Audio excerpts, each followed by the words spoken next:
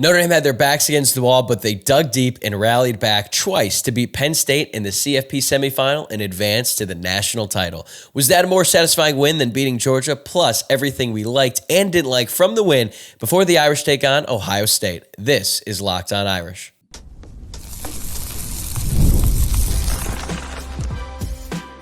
You are Locked On Irish, your daily podcast on the Notre Dame Fighting Irish. Part of the Locked On Podcast Network, your team every day.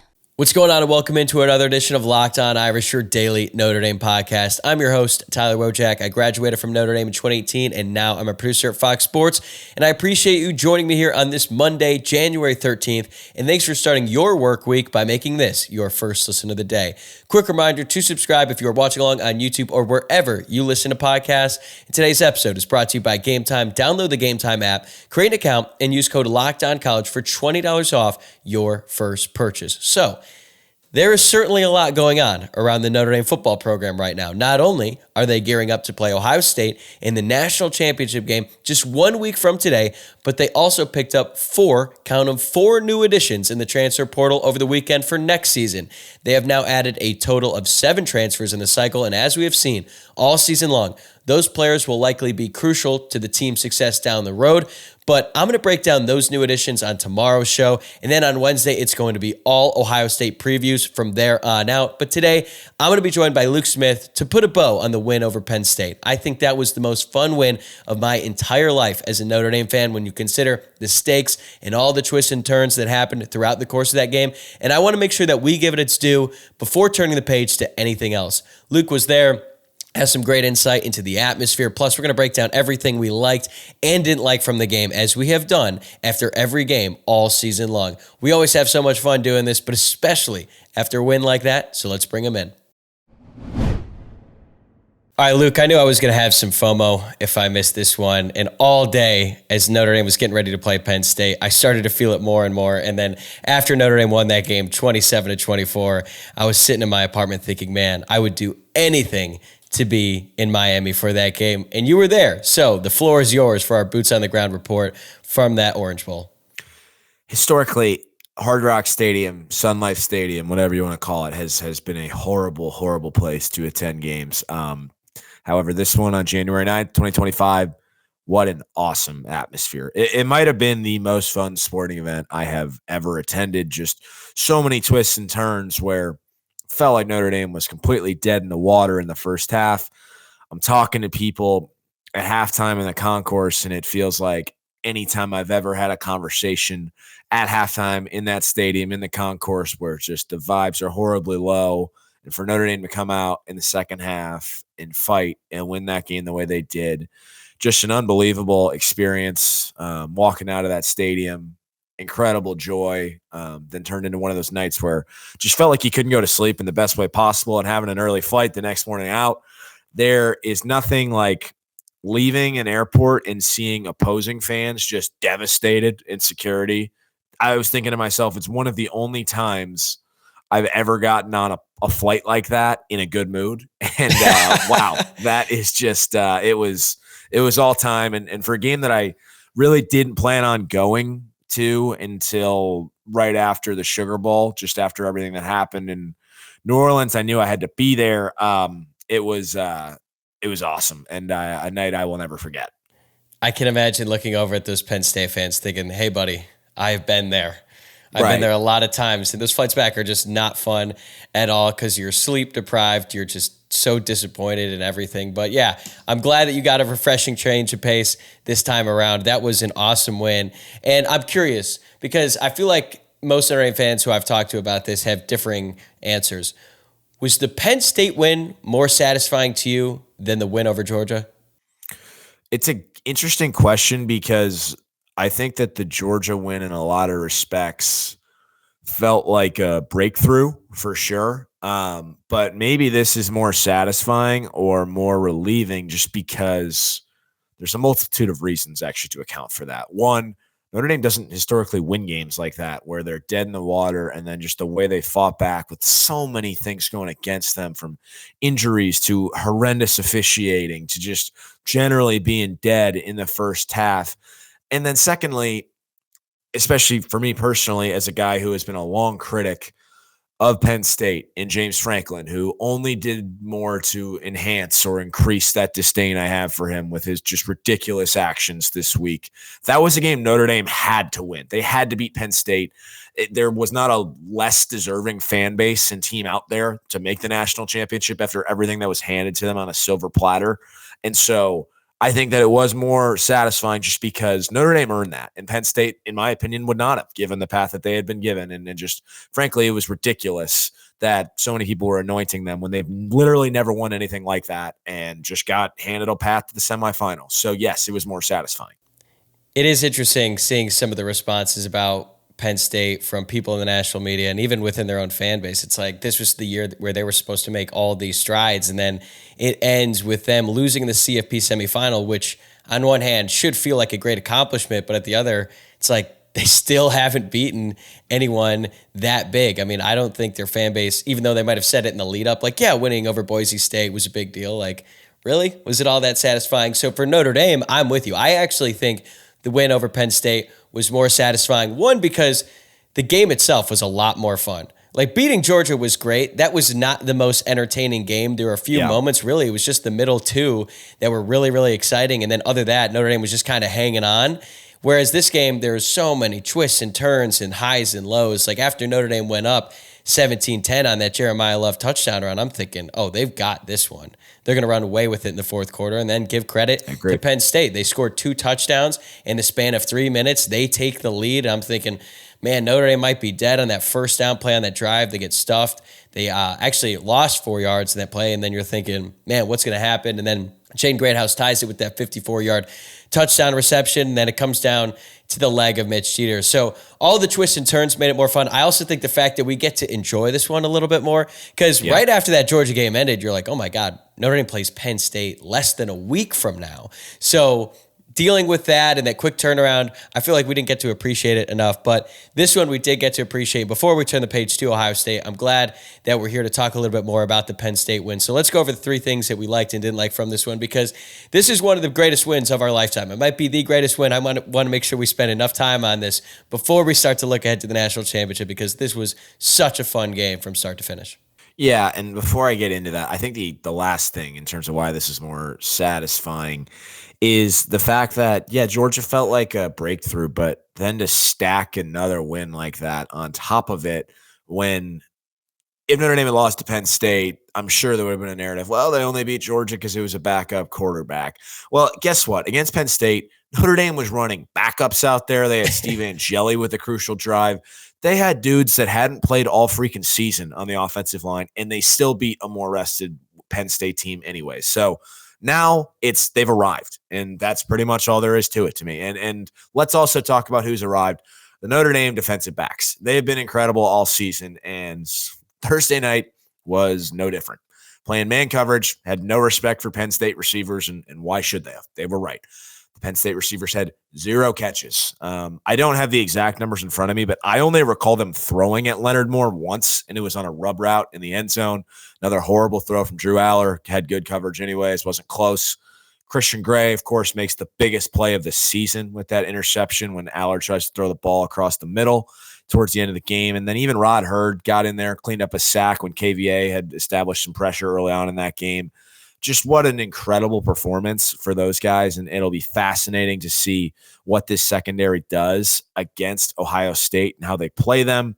But there's not a group that you shouldn't be as confident in as I am in this one, because they're just incredible. And I think it all comes down from Freeman to Mike Mickens to the entire coaching staff. You see that Irish Access video, and Mike Mickens is just repeating himself saying, challenge, attack the ball, win. And that he just says it like 3 times in a row. And clearly it's a mentality that entire group has instilled within them, and they've really bought into that. And what another performance it was for those guys on Thursday night.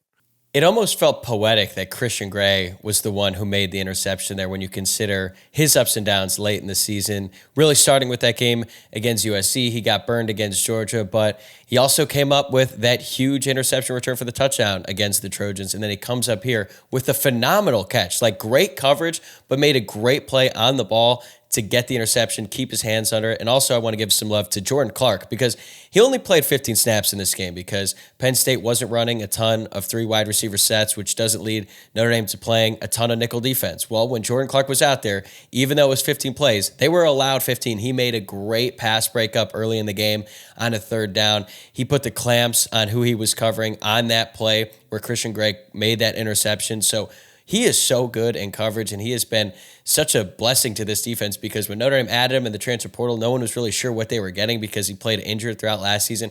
He has been a great player for this defense, but to your point, like every single Notre Dame defensive back at this point, you can rely on them. And even though it wasn't Adon Schuler's best game, he was still making plays as well. So they just have so much talent across the board. They do, and that's why I think Notre Dame does have a fighting chance in this game against Ohio State coming up because this is the best secondary in the country, and I know people will make the argument for Ohio State or Texas. I don't think it's close. It's this group. They're playing without a first-round pick, the best player on their team, and they haven't missed a beat. We're going to be right back with Luke Smith to praise the Notre Dame defense a little bit more for how they tightened up and beat Penn State. But first, a message from Intuit TurboTax. Taxes was dealing with piles of paperwork and frustrating forms, and then waiting and wondering and worrying if you were going to get any money back. Now, Taxes is easily uploading your forms to our TurboTax expert who's matched to your unique tax situation. An expert who's backed by the latest technology with cross-checks millions of data points for 100% accuracy. While they work on your taxes, you get real-time updates on their progress, and you get the most money back guaranteed. All while you go about your day. No stressing, no worrying, no waiting. Now, this is Taxes. Intuit TurboTax. Get an expert now on TurboTax.com. Only available with TurboTax Live Full Service. Real-time updates only in iOS mobile app. See guaranteed details at TurboTax.com/guarantees. While we're on the defense, I want to talk about the linebackers because they stepped up in a big way, and they've really had to ever since Riley Mills went out against Indiana. They're asking the linebackers to bring more pressure, make more plays in the run game where they're probably taking on more blocks than they would if Riley Mills were out there and Howard Cross were fully healthy. So Jack Kaiser leads the team with 10 tackles. He also should have had an interception. That was an awesome play on the ball. We're going to get to the officiating later on. Let's stay positive for now. He played great. Drake Bowen is quickly becoming one of my favorite players on the team. It's not just that he had 8 tackles in this game, but man, he was in Drew Aller's face all game long. I don't know if you could tell from when you were there in the crowd, but they would show it a lot on the TV. And there was that one play where KVA and Rod Hurd tag team for the sack, right? Bowen gets right in Aller's face, and Aller starts dishing it back to him, and Notre Dame kind of pulls him away. But I really think that Bowen, and really the entire Notre Dame defense, got in Aller's head. And sure, the play on the field is a big reason why he was confused out there, but I think that they rattled him, and I think Drake Bowen is a big reason why he's not afraid to talk some trash. Jalen Sneed, 6 tackles. His pressure on Drew Aller forced that interception to Christian Gray, so that was huge. He has been phenomenal throughout the playoffs. KVA's back out there. He had 4 tackles. Osprey had 3 as well. So you look at this unit, we knew they've been playing really good all season long, but they really had to dial it up since Riley Mills went down, and they've done exactly that. Yeah, and you mentioned Bowen being inside Aller's head. Of course, I couldn't see this in the stands, but watching the game when I got back that night, if I had been able to see what they showed on the broadcast on Notre Dame's second to last drive, when they cut over to Drew Aller and he just has his hands over his head, looking like he's losing his mind like a 12-year-old, I would have bet my entire life savings on him throwing an interception if they're getting the ball back. That guy's he's got a lot of hype around him. He's clearly got some emotional maturity stuff to just work on first because that was embarrassing for a major college quarterback. I'll say it. But staying positive, Jalen Sneed, that's a guy that after the Louisville game, there were a lot of questions about what is his role in this program moving forward. We thought, I don't know if we ever said this out loud, but is he going to be a 4-game redshirt and transfer guy? Because I think Louisville was game 5. Yeah, correct? because Jaden Mickey left right before that game. But even then, it was he left before the alma mater. And when people started asking who's going to transfer, Jalen Sneed was at the top of the list. Right, and I remember saying it's good that he's this option wrecker and they have Navy and Army, so that can help him kind of stay engaged at least the rest of this season. He did play really well in both of those games, but man, he's been incredible in pretty much every other game this season.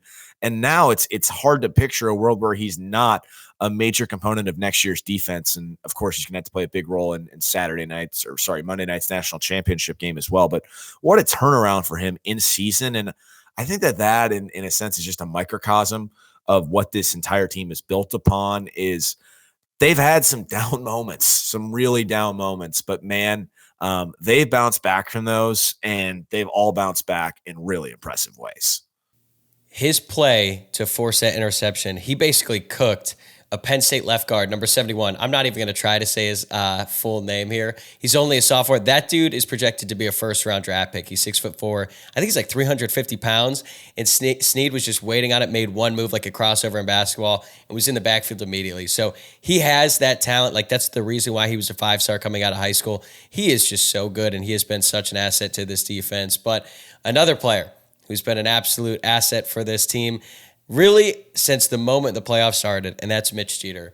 And I was one of the most vocal critics of not just Jeter necessarily, because I just felt like he wasn't healthy, but the entire field goal operation, because they were getting kicks blocked. And I was like, man, I don't know how you're going to go into the playoff with a field goal unit like this. They are going to need some kicks in order to get to this point.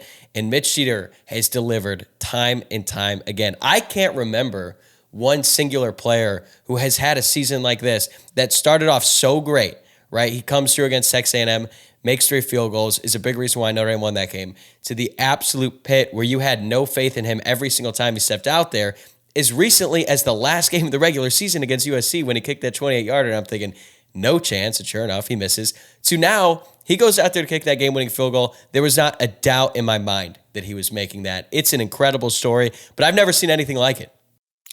I haven't either. It's really impressive. And again, like, I think another great parallel to what I was just talking about with Jalen Snead, a guy returning from the depths of despair to truly just be a star for this team. But as a sidebar, there's been a lot of conversation about his father, the chiropractor, really getting him right. I think not even just physically, but also mentally. And, you know, there's all this talk these days about chiropractors being great for like functional medicine and health. Maybe I'll get in there and see one of those guys, see if we can work on some like gut health or just everything in general, because the turnaround he's had with his son in a short span of time is incredible. It kind of inspires me to seek out a chiropractor of my own. Dude, you got to do it. I've had a chiropractor since I played high school football, and I know that there are differing beliefs about chiropractors. I know that the Wojciak family is very much team chiropractor. The one we had in Louisville was basically, he became like a family friend, which also suggests that our family has a lot of physical problems. But yeah, his rise here and the confidence he has, the emotion, he's like the anti-kicker, right? Because he's very emotional, but I love it, man. I was so happy for him to be able to knock that in. And his kick, I haven't even mentioned it, before the first half, one of the biggest plays of the season. If Notre Dame doesn't make that kick before the end of the first half, I don't think that they're able to win that game, because even though they were only down 10 at the time that he went out there, it felt like they were down 21. So for him to make that kick, bring it to a one-possession game, was massive. And then he comes up again late in the game and knocks in the game winner. Yeah, and I'm glad that you brought that kick up before the half, because that's not possible without, I think it was Billy Shrouth somehow getting that fumble on the strip sack of Steve Angeli. And of course, as I've thought about it more, it's obvious how Notre Dame did get that ball back, because it was in Abdul Carter's hands. I've got this annoying Penn State girl yelling, Abdul's got it, Abdul's got it. And then I had to turn around and tell her, you're wrong. But the reason he didn't get that football is because he had one arm. And so it was a tug of war, and there's the offensive lineman just ripping it from him. He was not able to will himself to get that football. Jeremiah Love, on the other hand, playing through an injury that he probably shouldn't have played through, from all accounts, still hurdling dudes. And then that touchdown run that's going to go down in Notre Dame lore is just one of the most impressive 2-yard touchdown runs you're ever going to see in your life. What can't you say about that guy? Is it that crazy to say? He might end up being the best running back to ever play football for Notre Dame. And he's in the national championship now. I think we can earnestly have that conversation. What a performance. I know it was just 45 yards, but Notre Dame needed every bit of those 45 yards. And wow, just an incredible performance playing through injury. Pretty much all those yards came in the second half too. He was basically a non-factor in the first half. And then when they brought him out to start the second half, it did kind of feel like a last gasp effort for him. It's like, are we going to get anything out of Jeremiah Love tonight or not? And then he has two big runs up the middle to put Notre Dame in good field position. They end up capitalizing on that drive with the Ryan Leonard touchdown run. But look, I don't know if Jeremiah Love is going to go down as the greatest running back in Notre Dame history, but I can assure you of one thing. He is going to go down as the greatest quote of all time. He had some absolute gems after the game. Here's one of them, quote, "We went out and played like the dogs that we are. We ain't no little dogs. We're big dogs. They was the little dogs today. Little cats," or whatever you want to call them. And Pete Sampson asked him another question about what day of the week he felt he could trust his knee to just play and go out there. And he said, "Really not any day. I kind of just came out here and said, F it," and went out there and balled. And his quote about why he didn't throw up the love after the touchdown, he just said, "I needed to express something that reflected the dominance that I just showed over them." Like, that guy talks the talk and walks the walk. Yeah, I really wish that there was some video of those quotes because I haven't seen that. I don't think it does exist, but that would be a fun watch. But you're right; he's definitely up there with the most quotable players we've seen here. And also, I do want to talk about Steve Angeli for a little bit because Notre Dame probably doesn't win that game without Steve Angeli. It wasn't that he just came in and went, let's see here, his final stat line was 6 of 7 for 44 yards, which is pretty solid.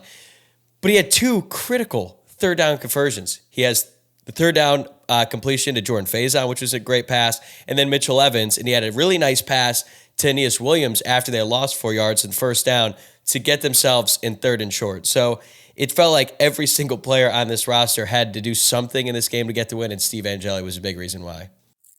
Yeah, and I think that ties into just the last thing that I want to touch on. And I had kind of talked about this after the Georgia game too, but just this unbelievable will to win that this Notre Dame team has is so impressive. And I don't think that that's possible without being extremely well coached and prepared. And I think a lot of the things that we just talked about can be tied to coaching and preparation. Steve Angeli hasn't played meaningful minutes in over a year, like in a real action game. He comes in a college football semifinal and is just dialed, making throws. That doesn't happen without your coaches getting you prepared that you can go at any time. You mentioned that Jeremiah Love first drive kind of being like a let's see what we can get out of him, or is this it? That's also not possible without the halftime adjustments that Mike Denbrock made. And Dan Orlovsky did a really good job explaining this with some video breakdowns on Twitter, but they completely changed their run blocking scheme to start up that second half, avoid Abdul Carter a little bit, and it really worked. Mike Denbrock knew exactly what they needed to do in order to win that game with a revamped offensive line. And then defensively, Al Golden just making changes after we kind of got gashed in the first half on the ground. That didn't happen in the second half at all. And I think that this unbelievable will to win comes from players knowing that they are coached by the best coaching staff in the country, and they are prepared to win every single game, and that's why it shines through the way it does so often. Yeah, I talked about this in the live post-game show.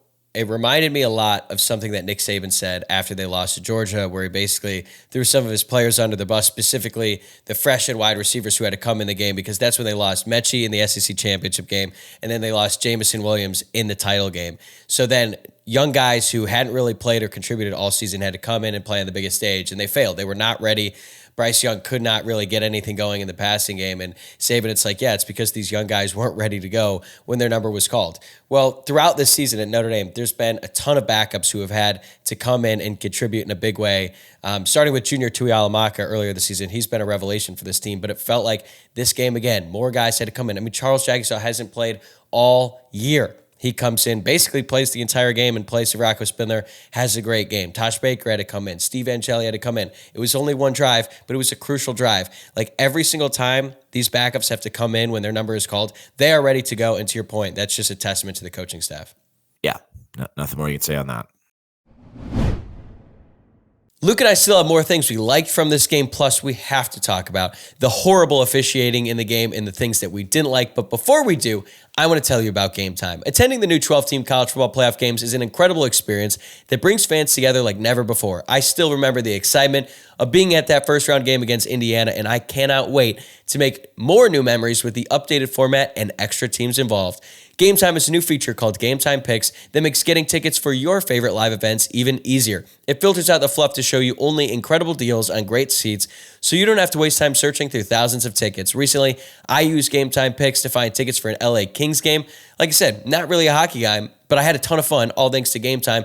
And browsing through the deals was a breeze, and I found great value for all kinds of seats throughout the venue. The Super Deal in particular stood out as the best value for the event. I love that I could see the seat views before buying and that the app shows the total cost upfront with no surprise fees at checkout. Plus, the on-time ticket delivery and lowest price guarantee gave me complete peace of mind. Take the guesswork out of buying tickets with Game Time. Download the Game Time app, create an account, and use code LOCKEDONCollege for $20 off your first purchase. Terms apply. Again, create an account and redeem code LOCKEDONCollege for $20 off. Download Game Time today. Last-minute tickets, lowest price guaranteed. All right, last thing I want to touch on for the things that we liked. Jaden Greathouse. Finally, a Notre Dame wide receiver steps up. He finishes the game with 7 receptions, 105 yards, and the 54-yard touchdown play. We're always going to remember the 54-yard touchdown. That was amazing. And I hate when people say that the defender slipped. No, Jaden Greathouse forced them to fall. Made a great move to break off in the wheel route, and then it was just him one-on-one with the safety, puts the brakes on, gets by him, scores that touchdown, walks in, Notre Dame ties the game. But I think that third down catch on Notre Dame's last offensive drive was equally as important because he runs that little out, Notre Dame rolls out to the left, Riley Leonard finds him, he gets the ball, and then moves upfield for just a couple more yards and then doesn't celebrate. He gives the ball to the official so Notre Dame can get into position to make that game-winning field goal. And it was a risky call, for sure, from Mike Denbrock, but it worked, and I think that Jaden Greathouse was playing with so much confidence in that moment because of the touchdown, because of the third down catch he made earlier in the game when he went up there and got it. He was playing like we haven't seen throughout his career, and he came up huge for this team, and Notre Dame does not win this game if not for Jaden Greathouse. Yeah, you mentioned those 2 catches in traffic. Incredible. And I think what's also just so remarkable about that long touchdown play is it's so unlike anything we've seen with this Notre Dame offense all year to bust a big pass play like that, and it couldn't have come at a bigger time. Something I'm never going to forget, just seeing that in that end zone. Of course, I was still kind of holding on, waiting for Mitch Jeter to kick the extra point through before I celebrated too much, but Same. That was a play that I will never forget.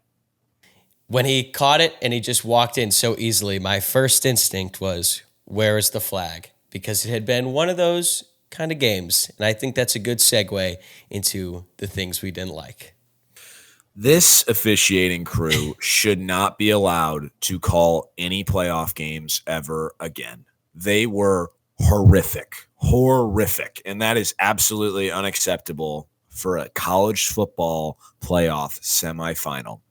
The Big 12 Conference has embarrassed themselves beyond belief, just like they do anytime they play somebody competent on a field. But let's just go through some of these things.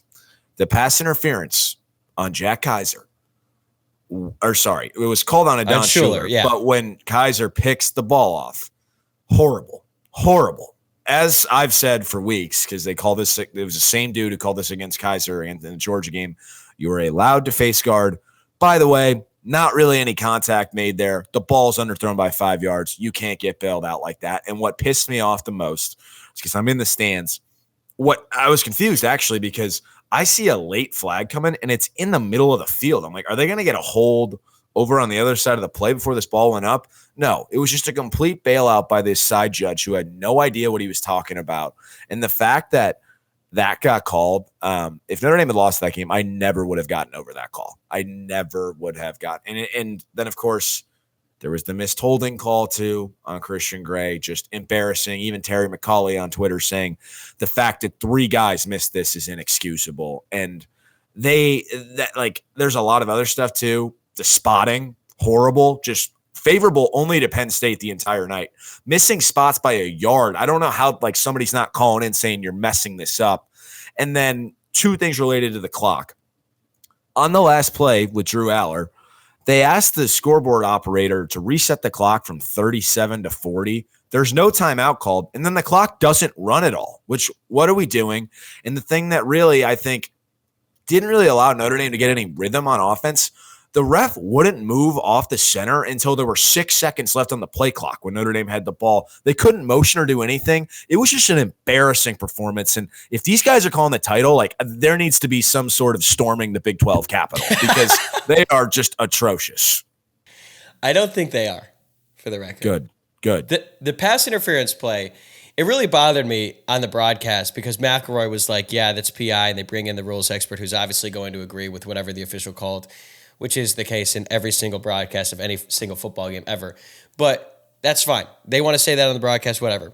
Tyler Warren, who had a phenomenal game, that dude lived up to all the hype and then some, he was shocked that they called the flag because nobody on that field thought there was a flag coming. He's got his head down. He's walking back to the sideline. And normally, if there's any sort of contact or anything that might be a flag, the wide receiver is going to be calling for it, right? Because if there's any little thing, they're probably just going to ask for it, see what they can get.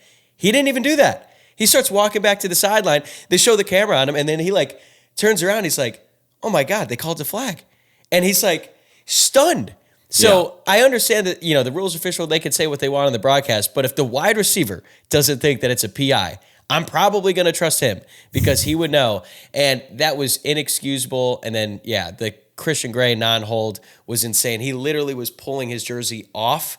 Like, it wasn't even like one of those subtle ones where he kind of gets away with because he's grabbing the shoulder pad and you can't really tell that he's holding. No, the jersey is being yanked. And I remember thinking after they scored that touchdown to go up 24-17, it was like, is this going to be one of those calls that just live in Notre Dame lore where, we have this unbelievable season where Notre Dame makes it to the college football playoff semifinal, and the lasting memory is this call that basically determined the outcome of the game. So credit to this Notre Dame team for fighting back and finally getting an interception that counted because Drew Aller threw 3 interceptions in this game. Notre Dame lost the turnover battle, but the first one, that was a clear hold on Gray. I'm not going to dispute that at all, but Notre Dame forced the turnovers. They just weren't getting them because the officials, but they came through in the end. So I'm glad that we can appreciate this game for what it was because it was a great game despite the fact that the officials almost tried to ruin it. Yeah. Oh, man. I just got riled up all over again. That was just unbelievably bad. That was a good rant by you. Yeah, appreciate it. That was good. I always do one. Speaking of interceptions, first thing that I really didn't like from this game was Riley Leonard's picks. That just can't happen on a stage like this. The first one in the direction of Jaden Harrison, that was the right decision. Like, Harrison was open, but that was just a bad throw. You can't airmail it, especially to the, 5'9" wide receiver that's running out there. I don't really know why Jaden Harrison is the guy running that route in such a congested area of the field. I felt bad for Harrison. He only played 3 snaps in this game. He was pretty much a non-factor, didn't even get a chance to return a kick. And he's been an asset for this team, but Leonard it can't do that on that play. Now, granted, it was 3rd and 12, so it's kind of like, all right, whatever. I mean, it was basically like a bad punt, but the second one nearly cost him the season when Penn State dropped the defensive end coverage, and I don't know if Riley Leonard just didn't see him or he thought he could layer the ball in there.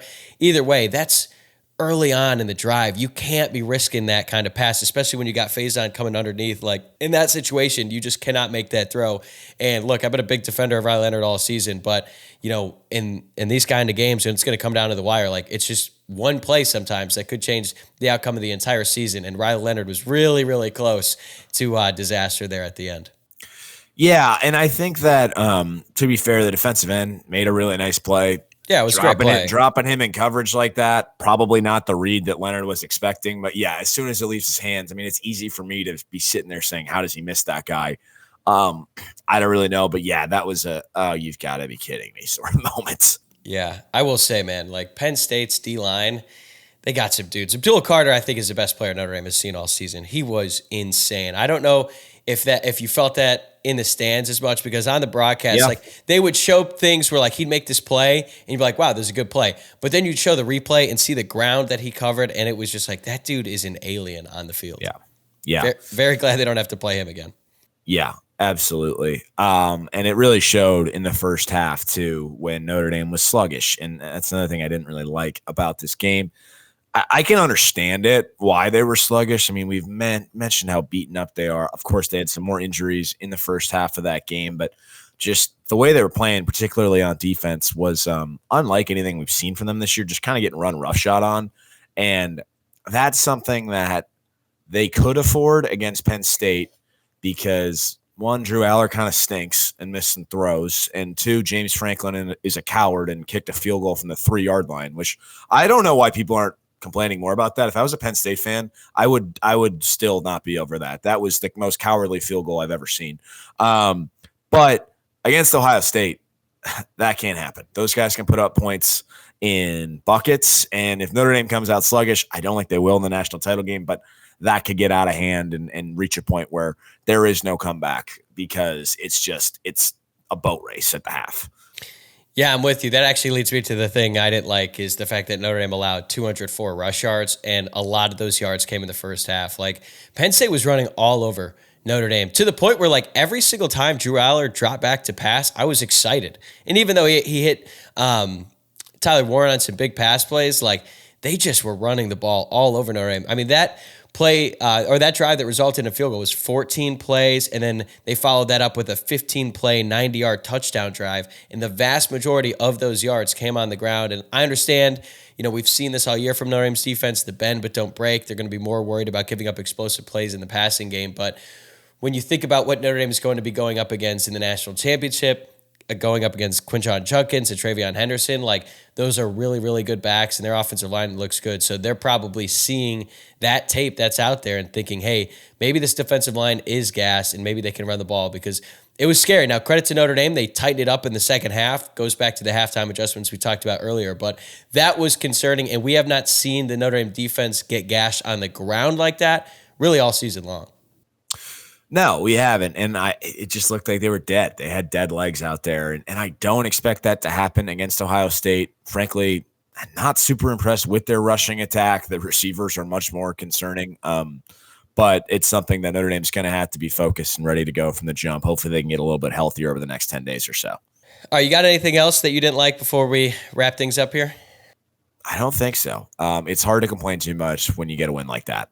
Yeah, and we could talk about the injuries. Anthony Knapp is going to be out for the national championship game. I'm glad it's just a sprained ankle. I was worried that it was going to be a knee because he went down really awkwardly and couldn't put any weight on it. But, yeah, Notre Dame is going to have to play their third left tackle of the season in the national championship game, which leads us to the Ohio State game. Long time between now and then, a little over a week. But what are some of your early impressions of that Ohio State game?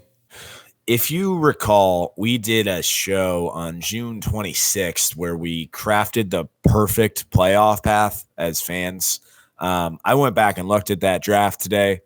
You had actually wanted to play Ohio State in the semifinal and Georgia in the final. I wanted to play Ohio State in the championship to get final revenge. And there's something that I believe in called the power of three. And it goes back to years ago, like something my dad was talking to me about.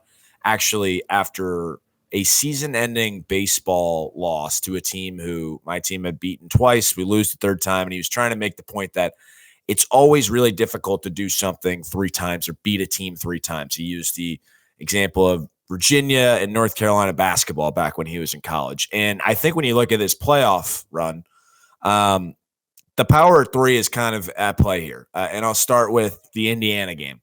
Notre Dame's third appearance in the college football playoff game. They finally get over the hump, win the game. Next round, Georgia. Third matchup with Georgia in recent history. The first two definitely felt like Notre Dame could have won either of those. They finally get over the hump, win that one. Most recently, Penn State and Miami. Miami twice, just been an absolute nightmare there. Third time, finally get over the hump and beat them. And now with Ohio State, playing them for the third consecutive year, which is kind of insane, honestly. Yeah. And this one on the biggest scale, the power of three's got to come through here, and I think Notre Dame knocks off Ohio State. It's interesting when you look at this matchup and you compare it to last year, these teams feel so different, even though it's just been 1 year. Now, there's going to be a lot of familiar faces on the Ohio State side, but on the Notre Dame side, you're talking about different quarterback. For the majority, like different guys running the ball. Although Jeremiah Love and Jadarian, totally different offensive line, different offensive coordinators on both sides. Defense is going to be the same in terms of coordinators, but the offenses look so different. It's just going to be such a fun matchup. And like I said yesterday, like everyone in the world is going to be picking Ohio State. I get it. They have looked like the best team in the college football playoff, but it's easy to see like the last time a team was out there and just assume that they're going to replicate that performance. Now, to their credit, that's exactly what they did when they played Oregon, because they destroyed Tennessee and then they destroyed Oregon. But against Tennessee, they still looked really good, but not quite the level of dominance that we had seen in the first 2 rounds. And, this is a team when they go up against teams who play like Notre Dame, like Nebraska, and like Michigan, they struggled in those games. Still, Notre Dame is going to have to play lights out in order to win this game. But the storylines and everything that's at stake in this game, the fact that they're playing them for the 3rd year in a row, it's like, come on. Notre Dame's got to be due to get them one time, right? They haven't beaten them since 1930? Yeah, it's something like that. Something ridiculous. It's crazy. And going into that 2022 game, I don't think anyone was really giving Notre Dame a shot in that one, but it was a totally different situation, right? Where in this case, no one outside of Notre Dame is going to be giving them a shot. But I don't know. There's just something about this team that leads me to believe they can win. What was the spread last year? I think it was 3.5. Ohio State was favored. Yeah, and it's interesting to me that now Ohio State is favored by 9.5 when it's pretty much their same exact team, besides, the addition of Caleb Downs, and I guess you want to say Judkins, although I'm not sure how big of a deal he's really been for them this year. And Jeremiah Smith is basically Marvin Harrison, the way I'm looking at it. And then Notre Dame is clearly way better than they were last year. And there's a lot of things at play here, like you mentioned. I mean, Notre Dame took Riley Leonard over Will Howard. Let's not forget that either. They thought he was a better fit for their team than Will Howard. That's no shade against him. That's how they felt. And it'll be really interesting to see how that shakes out. And the fact that this is a 9.5 point spread in the national title game, it's disrespectful. There's no other way to look at it. Like, I know that they've nominated teams, but this should not be almost a double-digit spread, and it might get to there. But you're also looking at a Notre Dame team that is the only team to win a game in this tournament as an underdog, because Penn State closes the favorite, and that's the only time an underdog has won a game in this tournament. Yeah, Vegas has not had a good read on Notre Dame all year. They're like, what? They've only gone one game, only one loss against the spread all year, something crazy, maybe 2. Because I don't know if they covered against Virginia. But, yeah, looking back to last year, Notre Dame was 3-point underdogs. The over-under was 55. So Notre Dame actually covered in that game. But, yeah, it's funny thinking, too, Notre Dame's 9.5-point dogs. I think that's just 1 point less than what it was against Alabama in the national championship. Yeah. And this feels way different than that. Yeah, I mean, and who's to say that Notre Dame's not just a better version of Michigan that can actually throw the ball and move on offense? I mean, Ohio State has proven they don't match up well with physical teams. So, I don't know. Yeah, it's going to be a great game. Notre Dame is going to have to play so well because this Ohio State team has looked really good. But we got a lot more time left to cover that game. Luke, thanks for coming on today, and I'm going to see you soon in Atlanta for the national championship game. It feels crazy just saying it out loud. A week from today, I guess. Yeah, crazy. Can't wait, man. All right, I'll talk to you soon. All right, that's a wrap for this episode. Tomorrow, I'm going to be back to break down the 4 new additions Notre Dame picked up in the transfer portal from this past weekend. Then on Wednesday and every day after that, we will be full speed ahead, previewing the national championship game between Notre Dame and Ohio State. Tons of exciting stuff coming your way this week, so make sure that you are subscribed on YouTube or wherever you are listening to the podcast. And if you enjoyed the show today, please give this video a like if you are watching along on YouTube, or if you're listening to the podcast, rate the show 5 stars and leave a review. Have a great day, everybody. I'll see you tomorrow.